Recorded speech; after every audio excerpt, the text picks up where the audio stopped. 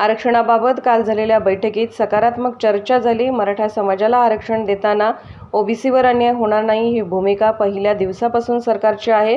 विधानसभेच्या आरक्षणाबाबत मार्ग निघेल। दोन्ही समाजात महाराष्ट्रात कुठेही ते निर्माण होऊ नये व कायदा सुव्यवस्था प्रश्न निर्माण होऊ नये। गुण्यागोविंदाने सर्वांनी न्याय मिळावा ही सरकारची भूमिका आहे।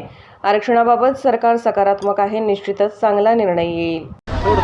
साहेब, लक्ष्मण आखेरने आंदोलन मागे घेतल्यानंतर आता विरोधकांकडून टीका केली जाते। सुप्रिया सुळे म्हणतात की सरकारचे सुप्रिया सुळे म्हणतात की सरकार ओबीसी आणि मराठा दोघं समाजांना फसवण्याचं काम करते असं सुप्रिया सुळे म्हणतात। बघा, काल बैठक झाली। त्या बैठकीमध्ये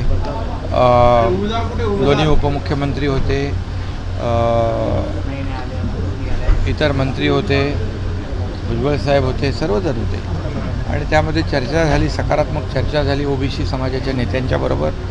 आणि मराठा समाजाला आरक्षण देताना ओबीसीवर अन्याय होणार नाही ही सरकारची भूमिका पहिल्या दिवसापासून आहे आणि त्याप्रमाणे काही विषय काल सुटले, काही विषय जे आहेत ते सर्वपक्षीय बैठक होईल पहिल्या आठवड्यामध्ये विधानसभेच्या अधिवेशनात आणि मार्ग निघेल। दोन्ही समाजामध्ये कुठेही महाराष्ट्रामध्ये तेढ निर्माण होऊ नये, कायदा सुव्यवस्थेचा प्रश्न निर्माण होऊ नये यासाठी आणि सर्व गुण्यागोविंदाने या ठिकाणी सर्वांनाच न्याय मिळावा अशी भूमिका सरकारची आहे। त्यामुळे सरकार सकारात्मक आहे आणि याच्यातून चांगला निर्णय होईल।